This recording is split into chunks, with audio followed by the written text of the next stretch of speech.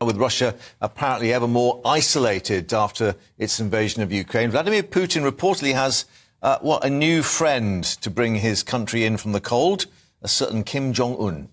The pair could meet in Russia as early as this month and are expected to discuss the possibility of North Korea selling Moscow weapons to support its ongoing conflict in Ukraine. This is despite North Korea previously saying in public that it would not do so. Let's get a reaction now from a senior consulting fellow for Russia and Eurasia Programme at Chatham House, Keir Giles, who can join us. Keir, thank you for your time. We understand the armoured train will be shunting out fairly soon, perhaps towards Vladivostok. What will Kim Jong Un want in return for what we assume is artillery munitions?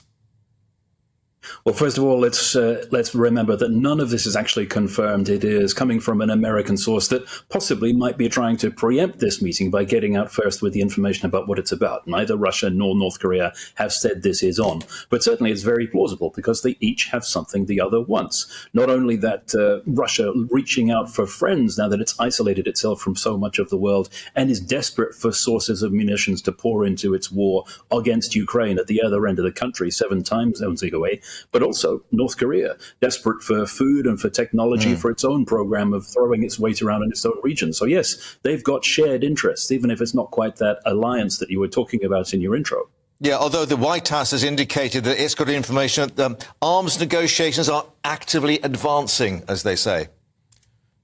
That sounds very likely. We know Russia has visited North Korea looking to try to source the munitions, including the artillery ammunition you were talking about, and it's become plain over the course of the war on Ukraine and what went before it that the United States does have very well-placed intelligence sources within Russia. So all of this is very plausible. It all hangs together. The question is how it will actually pan out and how much of what is actually agreed in any meeting that does happen between these two we'll find out about later. How close, then, do you think the two countries could become, and how much will it worry the likes of the United States, for example, South Korea? Well, it's not just the US and South Korea. There are actually a lot more people that will be affected by this because they do supply each other's needs in that way. Russia does need to scrape the barrel for munitions to carry on its war against Ukraine. And Ukraine, let's not forget, is the front line defending all of us here in Europe. And then back in Korea, in North Korea, the technology that they need for actually improving their weapons programs will be a direct threat to its neighbors there. And even if Russia just takes the pressure off North Korea by supplying it with energy, with food, to boost its economy, that in itself is a problem for the neighbors because it makes it easier for North Korea to become a bigger threat. So yes, this is bad news basically for everybody. Where's China going to play in all this? Robert Fox, who was with us earlier, suggesting they might not be too happy about it. They're trying to dampen down the situation in Ukraine, and adding more munitions and direct involvement is perhaps not going to be the best play for them.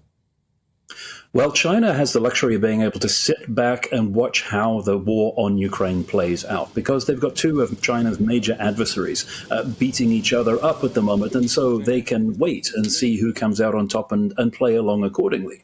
So it's not necessarily not in China's interest for Russia to be able to manage its campaigns a little bit longer. Of course, it'll be watching carefully just how powerful exactly North Korea becomes. But it's taken the brakes off in terms of the sanctions and the regime that's been put in place to try to prevent North Korea developing the nuclear weapons, the missile technology that it's trying to. So in a way, it seems China is actually content to sit back from both of these and may not actually put any obstacles in its way. And how significant is it that Kim Jong Un is leaving Pyongyang for this meeting? Because he doesn't often go over the border, does he?